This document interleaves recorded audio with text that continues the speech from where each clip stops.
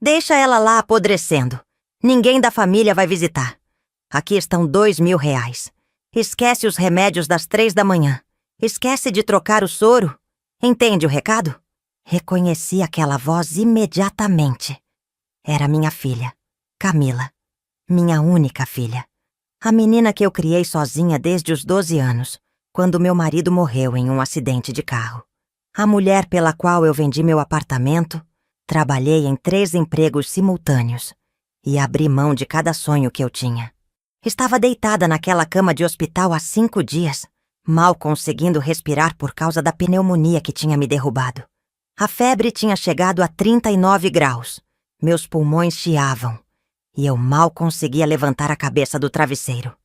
Mas naquele momento, às 2:30 da madrugada, com a porta entreaberta do meu quarto no Hospital São Lucas, ouvi cada palavra que minha filha sussurrou no corredor para o enfermeiro do turno da noite. Entendeu? Ninguém vai vir aqui verificar. A velha não tem mais ninguém. Deixa a natureza seguir seu curso. Meu coração parou. Não por causa da doença, mas por causa daquela traição que cortou mais fundo que qualquer bisturi.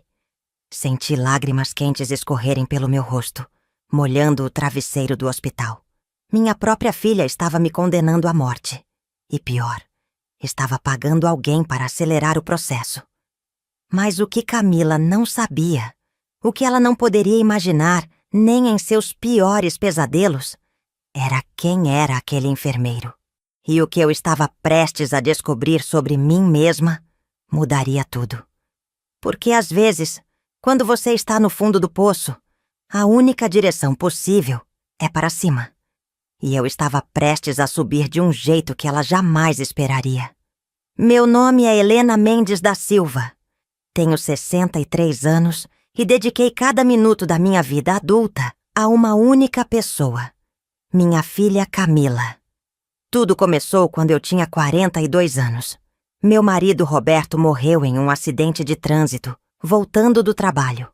Foi instantâneo, disseram os médicos. Ele não sofreu, mas eu sofri. Camila sofreu. Ela tinha apenas 12 anos e perdeu o pai do dia para a noite. Eu era enfermeira em um hospital público, ganhava salário mínimo e meio na época, cerca de R$ 900 por mês. Roberto era vendedor, ganhava comissões, mas não tínhamos muito guardado. Quando ele morreu, recebi um seguro de R$ 50.000. Parecia muito dinheiro na época. Não era. Usei R$ 20.000 para pagar o funeral e as dívidas que Roberto tinha deixado. Os 30.000 restantes eu guardei religiosamente em uma poupança para o futuro de Camila. Jurei para mim mesma no velório, olhando para aquela menina de 12 anos, chorando ao lado do caixão do pai, que ela teria tudo, que ela não sentiria falta de nada, que eu compensaria a ausência dele sendo pai e mãe ao mesmo tempo. E foi exatamente o que eu fiz. Comecei a fazer turnos duplos no hospital. Trabalhava das 7 da manhã às 3 da tarde no São Lucas. Depois corria para outro hospital municipal e ficava das 4 da tarde até meia-noite. Nos fins de semana, eu fazia plantões extras. Dormia 4 horas por noite, às vezes menos. Camila era inteligente. Sempre foi. Notas excelentes, comportamento perfeito, educada, estudiosa. Eu via nela um futuro brilhante. Quando ela chegou no ensino médio e disse que queria ser médica, meu coração explodiu de orgulho. Médica! Minha filha seria médica! Mas aí veio a conta. Faculdade de medicina particular custava na época R$ 3.500 por mês. Por 6 anos. Eu fiz as contas. R$ 252.000 no total, sem contar livros, material, transporte, alimentação. Eu ganhava com meus 2 empregos cerca de R$ 3.000 por mês. Era matematicamente impossível. Foi quando tomei a decisão mais difícil da minha vida. Vendi nosso apartamento. Era um 2 quartos em um bairro classe média de São Paulo, perto do metrô. Consegui vender por R$ 350.000. Com esse dinheiro, paguei a faculdade dela inteira adiantado. Consegui um desconto que reduziu para 220 mil. E o resto guardei para as despesas dela durante os 6 anos. Nós nos mudamos para um quarto alugado em uma pensão. Dividíamos banheiro com outras 5 famílias. O quarto tinha 10 metros quadrados, uma cama de casal onde dormíamos juntas, um armário pequeno e nada mais. Custava R$ 600 por mês. Mas Camila tinha sua faculdade de medicina paga. Durante 6 anos, acordei às 5 da manhã todos os dias. Preparava café e pão com manteiga para ela. O único café da manhã que conseguíamos pagar. Ia trabalhar no hospital. Voltava correndo na hora do almoço para fazer comida para ela, levar para a faculdade. À noite, quando eu voltava do segundo turno, às vezes encontrava ela estudando até tarde. Eu massageava seus ombros, fazia um chá e ia dormir no chão para que ela pudesse ter a cama inteira para descansar melhor. Sim, durante 6 anos, dormi no chão do nosso quarto alugado para que minha filha tivesse conforto. Nunca reclamei. Nem uma vez. Quando Camila se formou, eu estava na plateia chorando de alegria. Ela subiu no palco, linda no jaleco branco, recebeu o diploma, e eu senti que cada noite dormindo no chão, cada turno duplo, cada refeição que eu pulei para economizar dinheiro, tinha valido a pena. Depois da formatura, ela conseguiu residência em cardiologia. Conheceu Marcelo, um empresário que tinha uma rede de farmácias, 10 anos mais velho que ela. Eles começaram a namorar, casaram rápido. Marcelo era rico, muito rico. Compraram uma casa em um condomínio fechado em Alphaville. Uma mansão de 500 metros quadrados com piscina, 5 quartos, 3 garagens. Eu achei que finalmente minha vida melhoraria também. Pensei que Camila me levaria para morar com eles, que eu poderia parar de trabalhar tanto, descansar, aproveitar meus últimos anos vendo minha filha feliz. Estava errada. Camila me visitava uma vez por mês, às vezes nem isso. Sempre com pressa, sempre olhando o relógio, sempre com desculpas. Estou com muito trabalho no hospital, mãe. Marcelo precisa de mim para um jantar importante. Estamos viajando no fim de semana. Eu continuei morando sozinha no quarto, alugado da pensão. Continuei trabalhando, agora apenas um emprego porque meu corpo de 60 anos não aguentava mais 2 turnos. Vivia com R$ 1.800 por mês de aposentadoria. E então, há 3 meses, algo mudou. Camila parou de me ligar, parou de visitar. Eu ligava para ela, caía na caixa postal, mandava mensagens, levava horas para responder, sempre com uma palavra só: ocupada. Quando fiquei doente há 2 semanas com febre alta e tosse que não passava, liguei para ela desesperada. Camila, filha, não estou conseguindo respirar direito. Ela suspirou irritada. Mãe, vai no posto de saúde, eles vão te dar um xarope. Desliguei na minha cara. Desmaiei no corredor da pensão 3 dias depois. A dona da pensão, Dona Rosa, me encontrou e chamou a ambulância. Me levaram para o Hospital São Lucas, ironicamente o mesmo hospital onde eu tinha trabalhado por 30 anos. Pneumonia grave. Precisei ser internada. Tinha 50% de comprometimento dos pulmões. Os médicos falaram que se eu não tivesse chegado naquele dia, eu provavelmente teria morrido em casa. Pedi para ligarem para Camila. Ela não atendeu. Deixei recado. Ela não retornou. Durante 5 dias fiquei naquele quarto de hospital, sozinha. Nenhuma visita, nenhuma ligação, nada. Até aquela madrugada. Até eu ouvir minha filha pagando R$ 2.000 para um enfermeiro me deixar morrer. Fiquei paralisada na cama depois de ouvir aquela conversa. Meu corpo estava tremendo, não sei se de febre ou de choque. Provavelmente os 2. A porta do meu quarto estava entreaberta. Apenas uma fresta de luz do corredor iluminando o escuro do quarto. Ouvi passos se afastando. Camila tinha ido embora. Fechei os olhos com força, tentando processar o que tinha acabado de acontecer. Minha filha, a menina que eu carreguei no colo, que eu embalei para dormir cantando cantigas, que eu ensinei a ler e escrever, que eu vesti, alimentei, protegi. Tinha acabado de pagar alguém para me matar. Não, pior que isso. Para me deixar morrer. Para acelerar o processo. Para garantir que eu não saísse daquele hospital. Por quê? Essa era a pergunta que martelava na minha cabeça. Por que ela faria isso? Eu nunca pedi nada para ela. Nunca cobrei os sacrifícios. Nunca reclamei de estar sozinha, pobre, velha. Apenas queria minha filha perto de mim. Apenas queria ser amada. Mas então, naquele silêncio pesado do quarto de hospital, com o bip-bip do monitor cardíaco ao meu lado, uma outra pergunta começou a formar na minha mente. E agora? Agora eu sabia. Sabia que minha filha me queria morta. Sabia que ela estava disposta a pagar para isso acontecer. Sabia que eu não tinha mais ninguém no mundo que se importasse comigo. Ou será que tinha? A porta do meu quarto se abriu de mansinho. Entrou um jovem de uniforme azul de enfermeiro, provavelmente uns 30 e poucos anos. Alto, magro, com olhos gentis. Ele olhou para mim e percebeu que eu estava acordada e chorando. Dona Helena! Ele sussurrou se aproximando da cama. A senhora está bem? Está sentindo dor? Eu não consegui responder. Apenas olhei para ele, lágrimas escorrendo. Esse era o enfermeiro. O enfermeiro que tinha acabado de receber 2.000 reais da minha filha. Ele puxou uma cadeira e sentou ao lado da minha cama. E então, ele fez algo que eu não esperava. Dona Helena, a senhora me ouviu, não foi? Meu coração acelerou. O monitor ao meu lado começou a bipar mais rápido. Calma, calma, ele disse, pegando minha mão. Por favor, se acalme. Eu preciso que a senhora me escute com atenção. Olha, ele olhou para a porta, certificando-se de que estava fechada.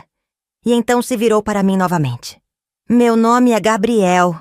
Gabriel Santos. A senhora se lembra de uma dona Marisa que trabalhou como faxineira nesse hospital há uns 20 anos? Marisa.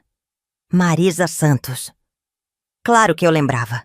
Marisa era uma faxineira que tinha começado a trabalhar no São Lucas quando eu ainda era enfermeira lá. Ela era novinha, 19 anos, solteira e grávida. O pai da criança tinha fugido quando descobriu. Marisa não tinha família, não tinha onde morar. Ela estava desesperada. Eu a acolhi. Literalmente. Deixei ela morar no meu apartamento, no sofá da sala, durante toda a gravidez. Ajudei no parto, cuidei dela no puerpério, fui madrinha do bebê dela. Um menino lindo que ela chamou de Gabriel. Quando Gabriel tinha 2 anos, Marisa ficou doente. Câncer no colo do útero. Precisou fazer cirurgia, quimioterapia. Ela ficou meses sem poder trabalhar. Quem cuidou de Gabriel? Eu. Quem pagou parte do tratamento dela? Eu, com o dinheiro que eu guardava para emergências. Marisa se recuperou, graças a Deus. Ela voltou a trabalhar, conseguiu juntar dinheiro. Alugou um lugar para ela e Gabriel. Sempre me agradecia. Sempre dizia que eu tinha salvado a vida dela e do filho. Perdi contato com ela uns 10 anos atrás, quando ela se mudou para outra cidade. E agora, o filho dela estava na minha frente. A senhora se lembra? Gabriel perguntou, apertando minha mão. Consegui acenar que sim com a cabeça. Dona Helena, a senhora salvou minha mãe. Salvou a mim. Eu sei de tudo que a senhora fez por nós.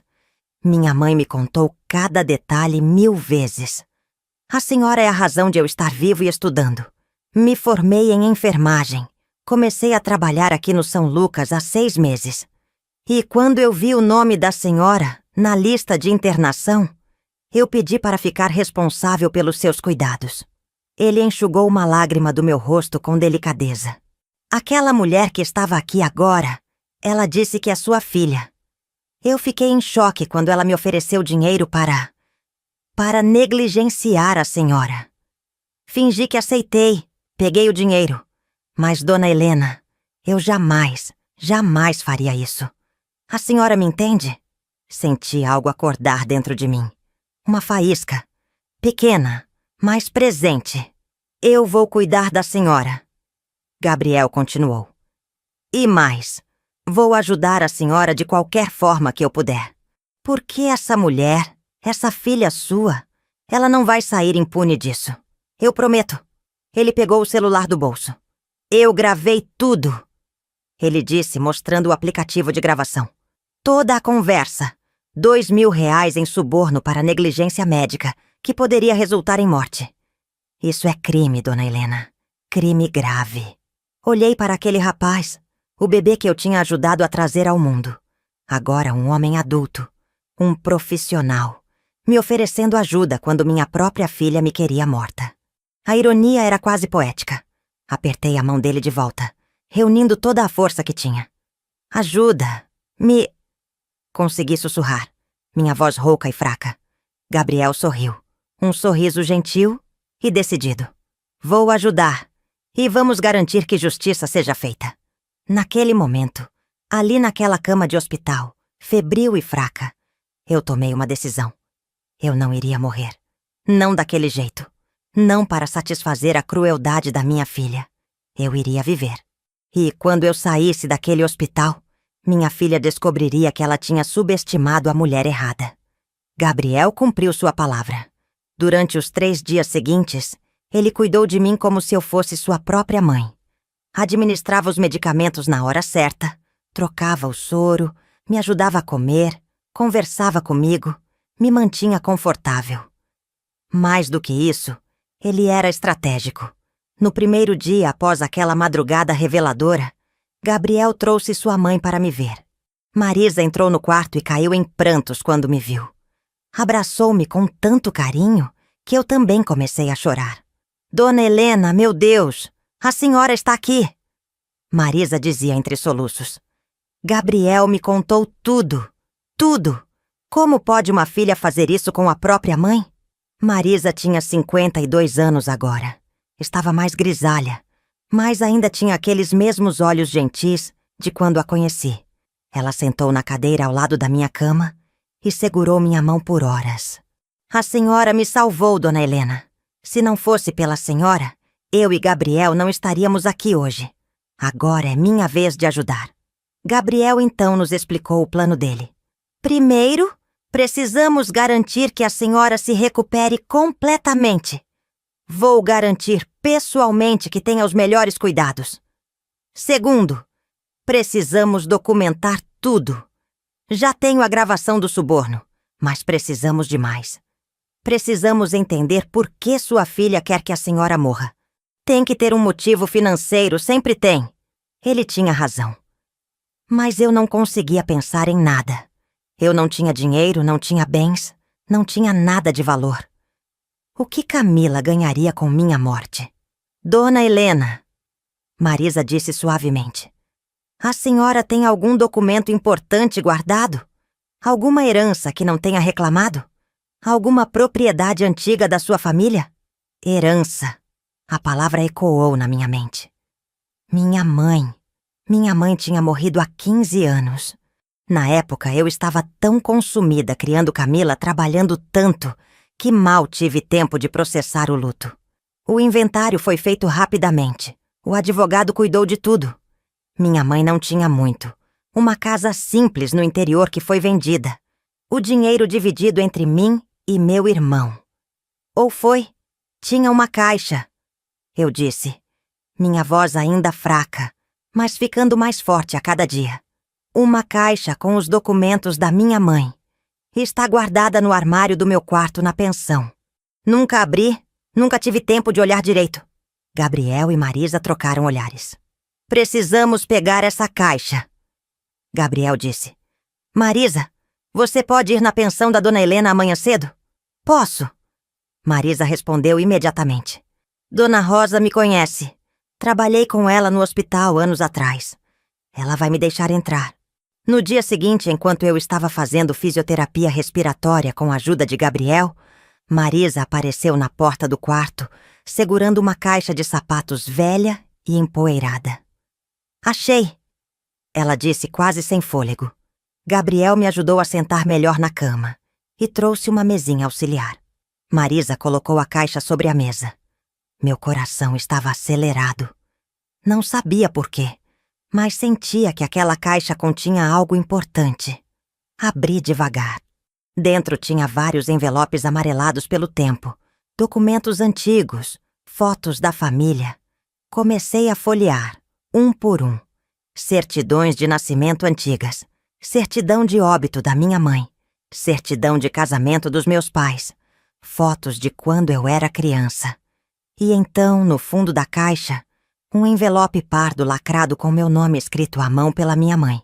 Helena, para ser aberto quando você estiver pronta. Minhas mãos tremiam ao abrir. Dentro tinha uma carta e vários documentos. Comecei a ler a carta, escrita com a letra tremida da minha mãe já doente. Minha querida Helena, se você está lendo isso, eu já parti. Perdoe-me por não ter contado antes, mas eu não queria que você se sentisse obrigada a nada, enquanto eu ainda estava viva. Seu pai e eu compramos um terreno em Campos do Jordão, em 1985, logo depois que você nasceu. Pagamos pouco na época. Era um terreno afastado, sem valor. Nunca construímos nada lá, apenas mantivemos. Esse terreno está em seu nome desde 1990, quando você completou 18 anos. Transferimos a escritura para você como presente de aniversário, mas nunca contamos porque queríamos que fosse uma surpresa para quando você precisasse. Com a valorização da região, esse terreno deve valer muito agora. É seu. Sempre foi seu. Use-o para ser feliz, minha filha. Você merece toda a felicidade do mundo. Com todo o meu amor, mamãe. Fiquei olhando para a carta sem acreditar. Um terreno? Em Campos do Jordão? Em meu nome há mais de 30 anos e eu nunca soube? Gabriel pegou os documentos que estavam com a carta. Escritura registrada em cartório. Tudo certinho. Tudo legal. O terreno tinha 5.000 metros quadrados na área nobre de Campos do Jordão. Dona Helena, Gabriel disse, sua voz tremendo. A senhora sabe quanto vale um terreno desse tamanho em Campos do Jordão hoje em dia? Balancei a cabeça negativamente. Milhões, ele disse. Vários milhões de reais. O quarto ficou em silêncio absoluto. Apenas o bip-bip do monitor cardíaco ecoando. Eu tinha um terreno que valia milhões e nunca soube. Mas Camila sabia? Como se lesse meus pensamentos, Marisa disse. Ela deve ter descoberto. Deve ter ido atrás do inventário da sua mãe, dos documentos. E descobriu que a senhora tem esse terreno. Por isso ela quer que a senhora morra, dona Helena. Para herdar. Minha cabeça estava girando. Durante todos esses anos, vivendo naquele quarto minúsculo, passando dificuldades, enquanto eu tinha um terreno valioso. E minha filha, descobrindo isso, ao invés de me ajudar, ao invés de me contar, decidiu que seria mais fácil me eliminar e pegar tudo para ela. Senti algo diferente naquele momento. Não era só tristeza, era raiva. Uma raiva fria, calculada, determinada. Gabriel, eu disse, minha voz saindo mais firme do que nos últimos dias. Eu preciso de um advogado. Um bom advogado. Ele sorriu. Já pensei nisso. Tem uma advogada que trabalha aqui no hospital. Assessoria jurídica. Doutora Júlia Tavares. Ela é especialista em direito de família e sucessões. E ela te conhece, dona Helena. Ela fez estágio aqui há 15 anos quando a senhora ainda trabalhava. Você foi mentora dela. Júlia Tavares. Lembrava, sim. Uma menina inteligente, dedicada, que queria fazer direito, mas não tinha dinheiro. Eu a encorajei. Ajudei ela a conseguir uma bolsa. Recomendei ela para vários lugares. Ela trabalha aqui agora? Perguntei. Trabalha. E quando eu contei para ela quem estava internada, ela perguntou da senhora. Eu contei a situação. Dona Helena, ela vai te ajudar. Gratuitamente. Ela disse que é o mínimo que pode fazer depois de tudo que a senhora fez por ela. Lágrimas rolaram pelo meu rosto novamente. Mas dessa vez não eram lágrimas de tristeza. Eram lágrimas de algo que eu não sentia há muito tempo. Esperança. Durante todos esses anos eu tinha ajudado pessoas. Marisa e Gabriel, Júlia, Dona Rosa da pensão, outros colegas de hospital, pacientes, amigos. Nunca esperando nada em troca, apenas ajudando porque era o certo a fazer. E agora, quando eu mais precisava, todas essas pessoas estavam voltando para me ajudar. Enquanto minha própria filha, para quem eu dei absolutamente tudo, me queria morta. Marque uma reunião com a doutora. Júlia, eu disse enxugando as lágrimas. Quanto antes. Temos muito o que fazer. Gabriel apertou meu ombro com carinho. Temos sim. E vamos garantir que sua filha aprenda uma lição, que ela nunca vai esquecer. Doutora Júlia Tavares entrou no meu quarto no dia seguinte. Uma pasta de documentos embaixo do braço e um sorriso caloroso no rosto. Ela estava com uns 38 anos agora, elegante, de terninho preto, cabelos presos em um coque. Dona Helena! Ela exclamou, se aproximando da cama. Não acredito que encontrei a senhora aqui. Como está se sentindo? Melhor, respondi. E era verdade. Com os cuidados adequados de Gabriel e da equipe médica que ele colocou na minha ala, minha pneumonia estava regredindo rapidamente. Conseguia respirar melhor. A febre tinha baixado. Estava recuperando forças. Júlia sentou na cadeira ao lado da cama, abriu a pasta e tirou um bloco de anotações. Gabriel me contou tudo. E quando digo tudo, é tudo mesmo. O suborno, a gravação, o terreno em Campos do Jordão, sua filha. Dona Helena, isso é grave. Muito grave. Ela pausou, me olhando nos olhos. Mas também é algo que podemos resolver, legalmente. A senhora está disposta a tomar medidas drásticas contra sua filha? Respirei fundo. Estou. Ótimo. Então vamos precisar agir rápido e de forma estratégica. Primeiro vamos avaliar o terreno. Vou contactar um corretor de confiança em Campos do Jordão para fazer uma avaliação oficial. Segundo, vamos fazer um novo testamento para a senhora. Um que deixe absolutamente claro que sua filha não herda nada. Terceiro, vamos usar essa gravação do suborno para construir um caso contra ela. Ela pode ser presa? Perguntei. Pode. Suborno de funcionário público para negligência médica que poderia resultar em morte é crime gravíssimo. Estamos falando de tentativa de homicídio por omissão. Ela poderia pegar de 10 a 20 anos de prisão. Senti um aperto no peito. Por mais que Camila tivesse me traído, a ideia dela presa me machucava. Afinal, ela ainda era minha filha. Júlia percebeu minha hesitação.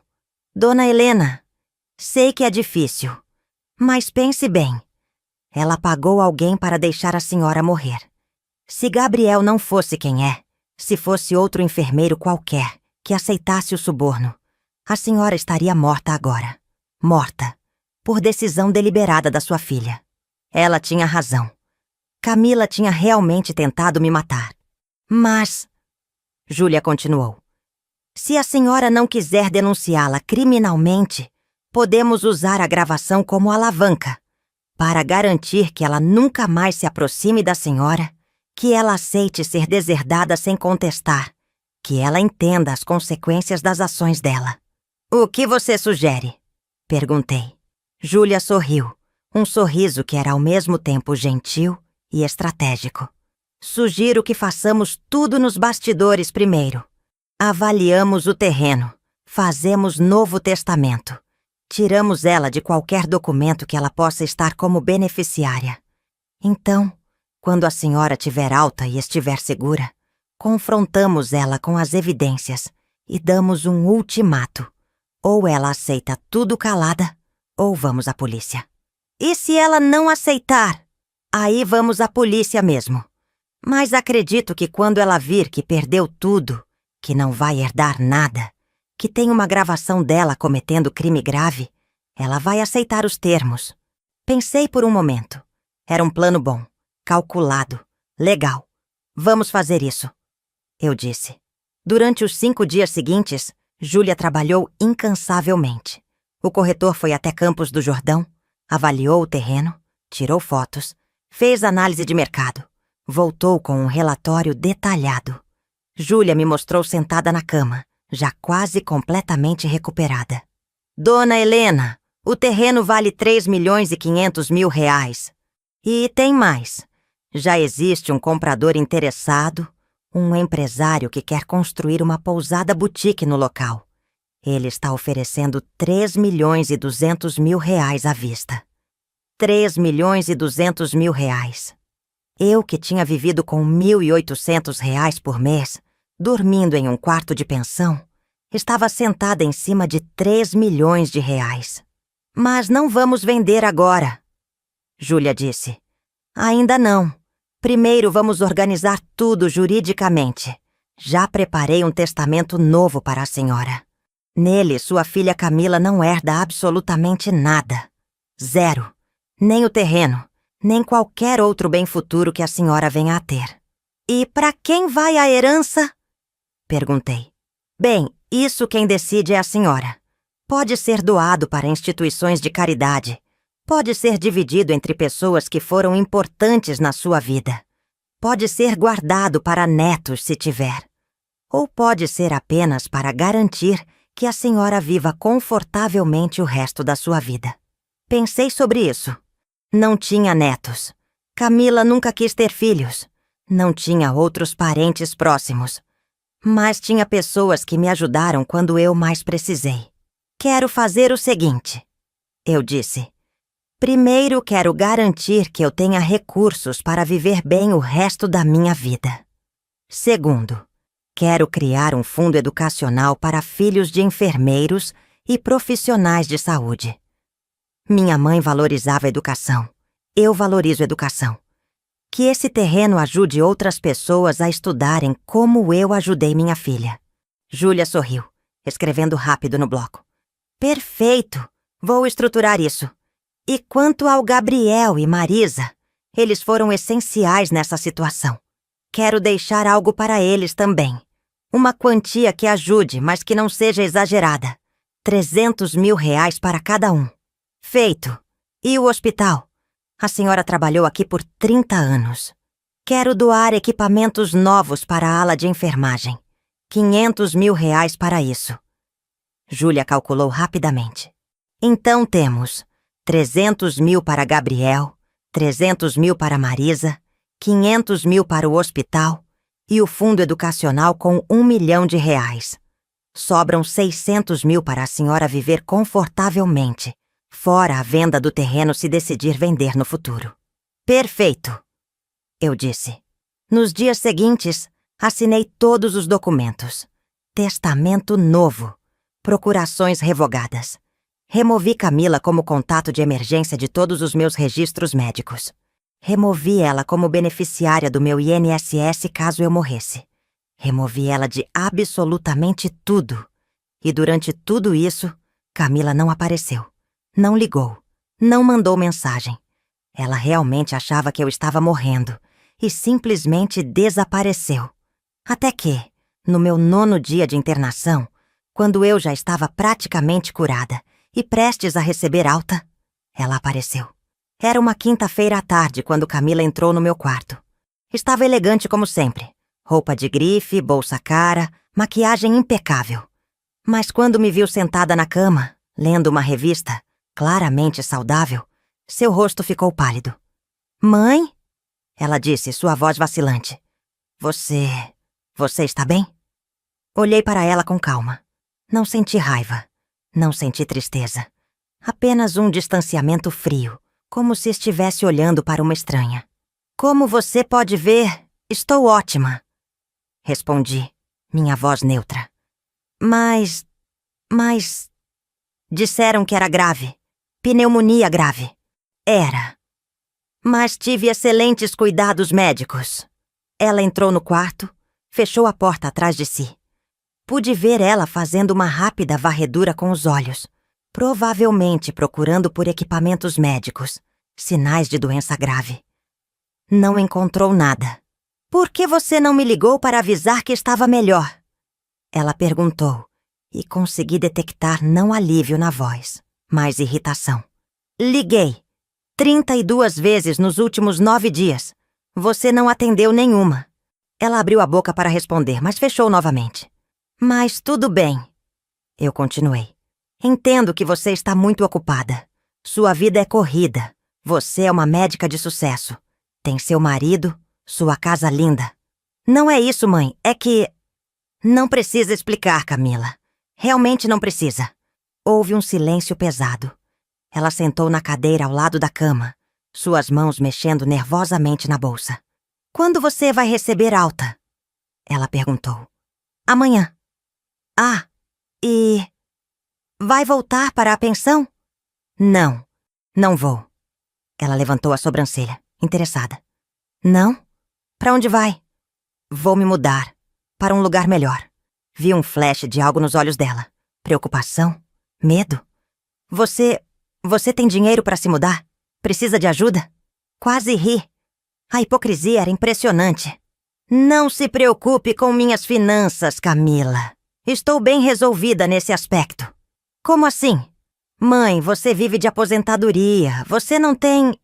Tenho sim. Tenho mais do que você imagina. O silêncio voltou.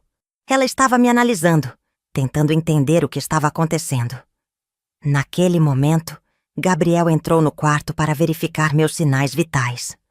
Quando ele viu Camila, seus olhos se estreitaram levemente, mas ele manteve profissionalismo absoluto. Boa tarde, dona Helena. Vim verificar sua pressão, ele disse, pegando o aparelho. Camila olhou para ele e viu o momento exato em que ela o reconheceu. O enfermeiro. O enfermeiro que ela tinha subornado. Gabriel mediu minha pressão em silêncio, anotou na ficha, e então se virou para Camila. A senhora é familiar da paciente? Ele perguntou, sua voz educada, mas fria. Sou filha dela. Camila respondeu. Entendo. A dona Helena está com alta prevista para amanhã. Ela teve uma recuperação excelente graças aos cuidados intensivos que recebeu. Pneumonia é uma doença grave. Pode ser fatal se não tratada adequadamente. Sorte que temos uma equipe dedicada que não negligencia nenhum paciente. A ênfase na palavra negligencia não passou despercebida. Camila ficou rígida na cadeira. Gabriel saiu do quarto, mas não antes de me dar uma piscadela sutil. Mãe, Camila disse assim que ficamos sozinhas novamente. Sobre suas finanças. Você mencionou que está bem resolvida. Do que está falando exatamente? Lá estava. A verdadeira razão da visita dela. Ela queria saber se eu tinha descoberto sobre o terreno. Decidi brincar um pouco. Bem, descobri alguns documentos antigos. Da vovó. Você se lembra da sua avó, não? Claro que me lembro. Ela morreu quando eu tinha uns 15 anos. 17. Você tinha 17 anos. Estava no primeiro ano da faculdade. 17. E o que tem os documentos dela? Nada demais. Apenas papéis velhos, fotos antigas, coisas sentimentais. Vi ela relaxar minimamente. Ah, pensei que fosse algo importante. Depende do que você considera importante. Para mim, lembranças da minha mãe são muito importantes. Ela ficou mais alguns minutos fazendo perguntas superficiais sobre minha saúde, sobre a pensão, sobre meus planos. Respondi tudo vagamente, sem dar detalhes. Quando ela finalmente se levantou para ir embora, virou-se na porta. Mãe, sobre eu não ter vindo te visitar antes. Desculpa. Eu realmente estava muito ocupada. Mas estou feliz que você está bem. Olhei nos olhos dela. Olhos que um dia eu achei que eram amorosos. Agora só via falsidade. Sei que está, Camila. Sei exatamente o quanto está feliz. Ela pareceu confusa com a resposta, mas apenas acenou e saiu. Assim que a porta fechou, Júlia entrou por outra porta do quarto, uma que dava para a sala de observação. Ela tinha ficado lá o tempo todo, ouvindo e gravando toda a conversa. Ela está desesperada para saber se você descobriu sobre o terreno, Júlia disse. Mas está tentando não demonstrar. Percebi. Eu respondi. Ela está nervosa. Ótimo. Nervosismo leva a erros. E queremos que ela cometa erros. No dia seguinte, recebi alta do hospital. Mas não voltei para a pensão. Júlia tinha reservado para mim um flat no Itaim Bibi, um bairro seguro e confortável de São Paulo, pago por um mês enquanto eu me organizava. Quando entrei naquele apartamento limpo, com cama confortável, banheiro privativo, cozinha equipada, sentei no sofá e chorei. Mas não de tristeza, de alívio. Pela primeira vez em décadas, eu tinha um lugar digno para morar. E isso era só o começo. As 2 semanas seguintes foram uma correria de documentação, reuniões e planejamento. Júlia trabalhou como uma máquina, organizando tudo perfeitamente. O comprador do terreno em Campos do Jordão assinou o contrato. 3.200.000 reais foram transferidos para minha conta bancária. Eu, que nunca tinha tido mais de 5.000 reais na conta, olhava aquele saldo e não conseguia acreditar. Com o dinheiro, Júlia me ajudou a estruturar tudo exatamente como planejado. Transferiu 300.000 reais para Gabriel, 300.000 para Marisa, 500.000 para o Hospital São Lucas em meu nome para a compra de novos equipamentos para a ala de enfermagem. Criou o fundo educacional com 1 milhão de reais, gerido por uma instituição séria que ofereceria bolsas para filhos de profissionais de saúde. Sobrou 1.100.000 reais para mim. Dona Helena, Júlia disse durante uma reunião no escritório dela. Com esse valor, investido corretamente, a senhora pode viver confortavelmente pelo resto da vida.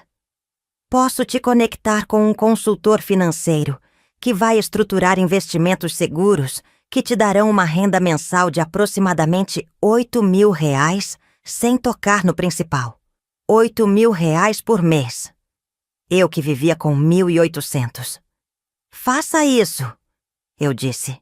Durante esse tempo todo, Camila ligou 3 vezes. Eu não atendi. Mandou mensagens perguntando onde eu estava, se eu estava bem. Respondi apenas. Estou ótima, não se preocupe. Sei que ela estava enlouquecendo tentando me encontrar. Foi até a pensão. Dona Rosa me contou. Perguntou por mim, onde eu tinha ido. Dona Rosa, que sabia de tudo, simplesmente disse: Dona Helena se mudou, não deixou o endereço. Camila até tentou rastrear movimentações bancárias, mas Júlia tinha sido esperta. Todo o dinheiro da venda do terreno foi para uma conta nova, em um banco diferente, sem nenhuma ligação com minha conta antiga.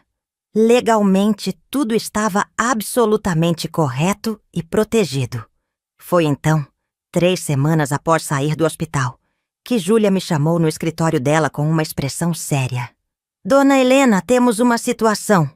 Sua filha contratou um advogado especialista em sucessões.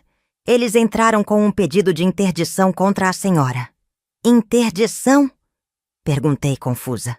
Sim, ela está alegando que a senhora está senil, incapaz de tomar decisões financeiras e que precisa de um curador. E ela se ofereceu como curadora. Senti o sangue gelar. Ela pode fazer isso? Pode tentar, mas para conseguir, ela precisa provar que a senhora está realmente incapaz. Vão marcar uma avaliação médica, psicológica. Se ela conseguir a interdição, ela assume controle total das suas finanças e bens, incluindo o dinheiro da venda do terreno. Exatamente. Fechei os olhos, respirando fundo. Camila tinha descoberto. Não sei como, mas ela descobriu sobre a venda. E agora estava tentando um movimento desesperado para tomar tudo de mim. O que fazemos? Perguntei. Júlia sorriu, mas era um sorriso de quem estava prestes a entrar em guerra. Agora, Dona Helena, vamos à luta. E vamos mostrar para sua filha que ela mexeu com a pessoa errada. A audiência de interdição foi marcada para 2 semanas depois. Júlia imediatamente começou a preparar nossa defesa. Primeiro, agendou avaliações médicas completas comigo, neurológicas, psicológicas, psiquiátricas. Todos os médicos confirmaram. Eu estava em perfeita saúde mental, lúcida, capaz de tomar minhas próprias decisões. Segundo, ela reuniu testemunhas. Gabriel e Marisa testemunhariam sobre minha lucidez durante a internação.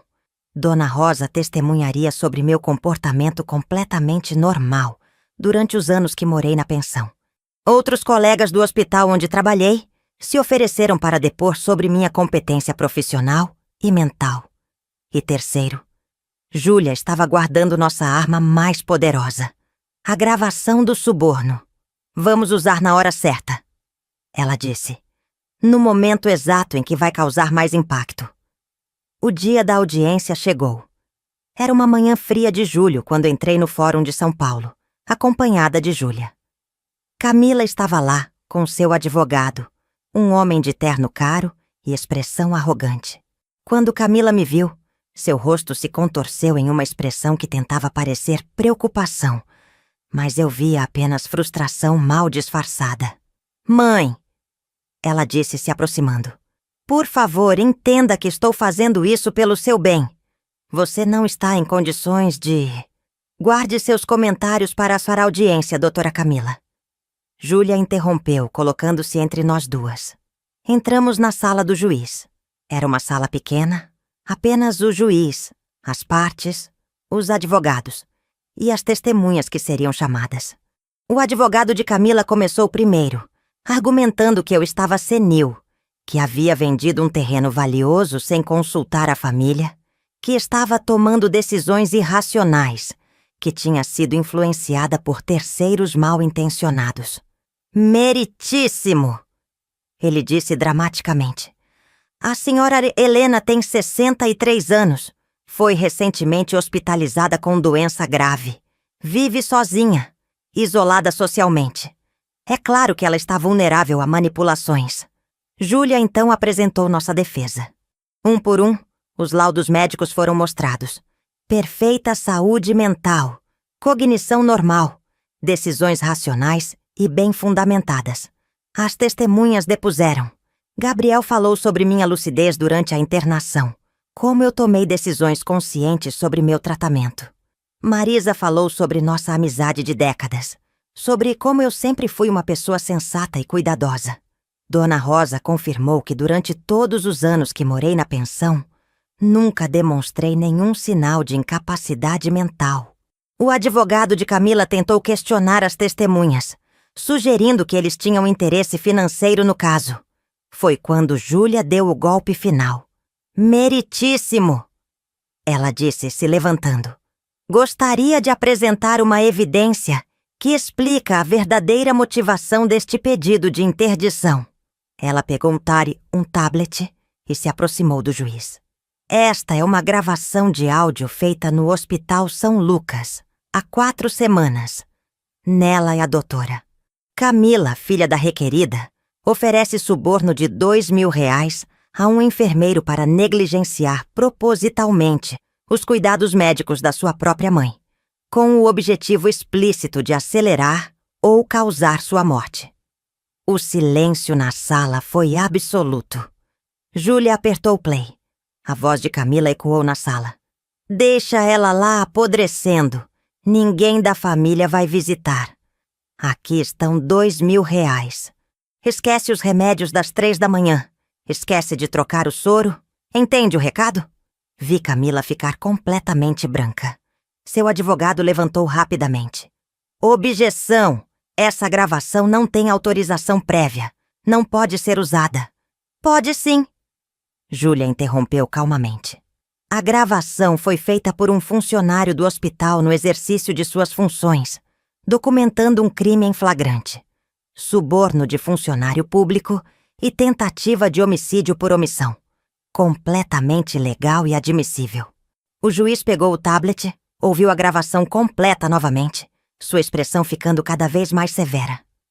Doutora Camila.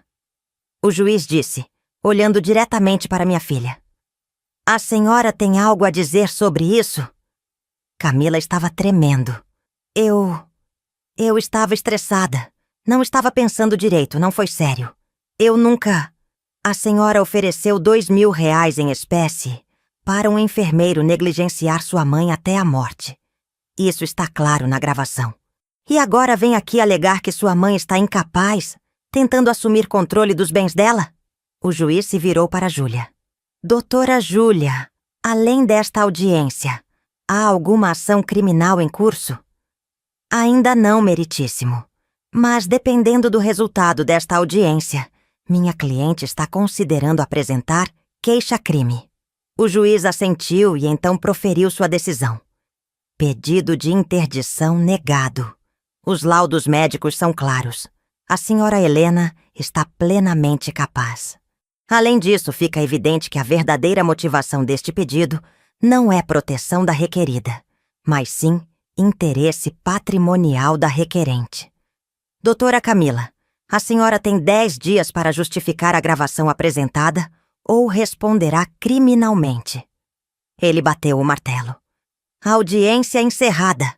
Saímos do fórum e Camila correu atrás de nós no estacionamento. Mãe, espera! Por favor! Parei e me virei lentamente. Júlia ficou ao meu lado, protetora. Camila estava chorando, rímel escorrendo pelo rosto. Mãe, me desculpa. Eu não queria. Eu estava desesperada, Você estava desesperada? Eu disse, minha voz saindo mais forte do que imaginei. Você? A médica cardiologista que mora em uma mansão de 500 metros quadrados?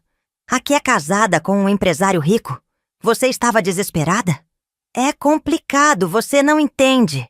O Marcelo está com problemas financeiros. A empresa está falindo. Eu tenho dívidas. E você achou que a solução era me matar? O silêncio foi brutal. Não foi assim, ela sussurrou. Eu só pensei que se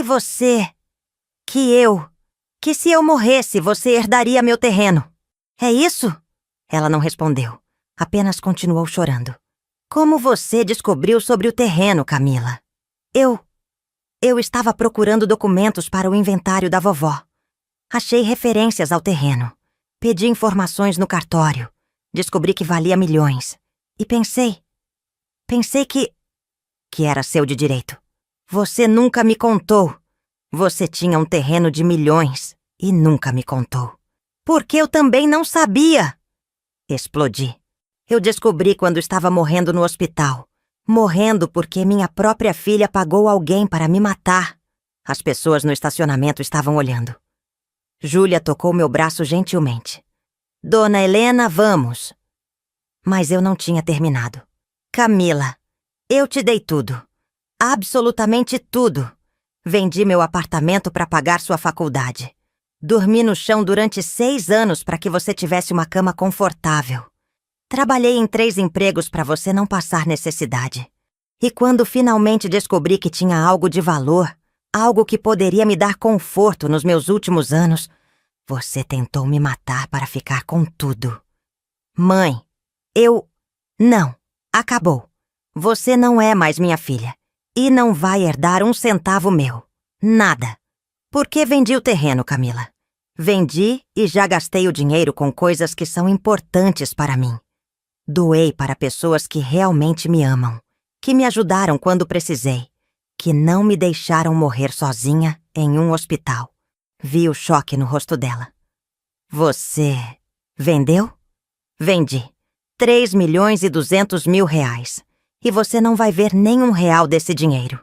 Camila caiu de joelhos ali mesmo no estacionamento, soluçando incontrolavelmente. Mãe, pelo amor de Deus, eu preciso desse dinheiro. O Marcelo vai perder tudo. A gente vai perder a casa. Eu vou. Vai ter que trabalhar. Vai ter que fazer sacrifícios. Vai ter que viver com menos. Exatamente como eu vivi a vida inteira. Entrei no carro de Júlia. Antes de fechar a porta, olhei uma última vez para Camila, ajoelhada no chão do estacionamento, completamente destruída. Você queria que eu desaparecesse da sua vida, Camila. Parabéns. Você conseguiu. Fechei a porta e Júlia acelerou. Olhei pelo retrovisor e vi Camila ficando cada vez menor, até desaparecer completamente. Não senti vitória, não senti alegria. Apenas uma tristeza profunda pelo que poderia ter sido e nunca foi. Mas também senti alívio e liberdade. 2 meses depois, eu estava sentada na varanda de uma chácara linda em Campos do Jordão, tomando café e olhando para as montanhas. O ar era fresco, o sol da manhã aquecia meu rosto e, pela primeira vez em décadas, me senti em paz. Tinha comprado aquela chácara com parte do dinheiro da venda do terreno. Não era grande, não era luxuosa, mas era minha. Tinha 3 quartos, uma cozinha aconchegante, uma sala com lareira e um jardim lindo onde eu tinha plantado rosas, as flores favoritas da minha mãe. Gabriel e Marisa vieram me visitar no primeiro mês. Choraram quando viram onde eu estava morando, felizes por mim. Marisa abriu uma pequena confeitaria em São Paulo com o dinheiro que dei para ela, realizando um sonho antigo. Gabriel usou o dinheiro para fazer pós-graduação e agora era coordenador de enfermagem no São Lucas. O Fundo Educacional já tinha concedido as primeiras 5 bolsas para filhos de enfermeiros. Recebi cartas de agradecimento das famílias, fotos das crianças felizes. Cada carta me fazia chorar de emoção. O Hospital São Lucas inaugurou a nova ala de enfermagem com equipamentos modernos comprados com minha doação. Puseram uma placa discreta na parede. Doação de Helena Mendes da Silva, enfermeira dedicada por 30 anos. Sobre Camila, soube por terceiros que Marcelo realmente faliu. Perderam a mansão, os carros importados, tudo. Eles se mudaram para um apartamento pequeno. Camila estava trabalhando em um hospital municipal, ganhando salário fixo, sem luxos. Ela tentou me contatar várias vezes. Ligações, mensagens, e-mails. Ignorei tudo. Enviei apenas uma carta, através de Júlia, deixando claro. Eu não queria mais contato. Nunca mais. Algumas pessoas me perguntam se sinto falta dela, se me arrependo, se ainda a amo. A resposta é complicada. Claro que sinto falta da menina que ela foi. Da criança que eu embalava para dormir. Da adolescente que estudava até tarde e eu massageava seus ombros. Mas aquela pessoa não existe mais. Ou talvez nunca existiu. E eu apenas via o que queria ver. A Camila adulta, a que pagou R$2.000 para me deixar morrer, essa pessoa eu não conheço. E não quero conhecer. Hoje eu tenho 66 anos. Trabalho como voluntária em uma clínica comunitária em Campos do Jordão, 2 vezes por semana. Cuido do meu jardim. Leio livros que nunca tive tempo de ler. Faço caminhadas nas montanhas. Janto com amigos, pessoas que conheci aqui e que me acolheram com carinho genuíno. Vivo com R$8.000 por mês dos meus investimentos, mais a aposentadoria. Tenho mais do que preciso. Viajo de vez em quando, conheci Buenos Aires no ano passado, vou para Portugal no próximo mês. Pela primeira vez na vida, estou vivendo para mim. Hoje de manhã, recebi uma mensagem de um número desconhecido. Mãe, seu neto nasceu. É um menino. Chamamos de Pedro. Pensei que você gostaria de saber. Olhei para a tua mensagem por um longo tempo. Camila tinha tido um filho. Eu tinha um neto. Senti um aperto no coração. Mas então lembrei. Lembrei dela dizendo, deixa ela lá apodrecendo. Lembrei da mão estendida com R$2.000. Lembrei do desespero dela sendo apenas por perder dinheiro, não por perder a mãe. Deletei a mensagem. Algumas pontes, quando queimadas, não podem ser reconstruídas. E talvez não devam. Levantei da poltrona da varanda, peguei minha xícara de café e fui regar minhas rosas. O sol estava lindo, os pássaros cantavam, e eu tinha um dia inteiro pela frente para fazer exatamente o que eu quisesse. Camila me pediu para desaparecer, e eu dei exatamente o que ela queria. Mas no processo, não desapareci. Eu me encontrei. Às vezes, a maior vingança não é destruir quem te machucou. É simplesmente viver bem. É ser feliz apesar deles. É provar que você não precisava deles para ser completa. Eu fui mãe durante 51 anos. Sacrifiquei tudo. Cada sonho, cada desejo, cada oportunidade. Agora, nesses meus últimos anos, estou sendo eu mesma. Helena, não mãe da Camila, não viúva do Roberto. Apenas Helena. E sabe de uma coisa? Helena está muito bem. Voltei para a varanda, sentei na minha cadeira favorita e abri o livro que estava lendo. O vento fresco da montanha acariciou meu rosto e eu sorri. Sorri porque finalmente entendi. Você pode dar tudo por alguém, mas isso não garante que eles vão te valorizar. Pode sacrificar sua vida inteira e ainda assim ser descartada. Pode amar com cada fibra do seu ser e ainda assim não ser amada de volta. Mas isso não significa que você não tenha valor. Apenas significa que você estava colocando seu valor nas mãos erradas. Meu valor sempre esteve dentro de mim. Só precisei de 63 anos, uma pneumonia e uma traição devastadora para perceber isso. Olhei para o horizonte, para as montanhas que se estendiam infinitas sob o céu azul, e respirei fundo. O ar era puro, fresco, livre, assim como eu. Agora, se você gostou dessa história, já clica nesse próximo vídeo que está aparecendo na tela, porque nele há uma história de traição e reviravolta, como você nunca viu antes. Uma mulher que foi abandonada depois de 30 anos de casamento. E como ela transformou sua dor na maior lição que seu ex-marido jamais recebeu. Você não vai querer perder.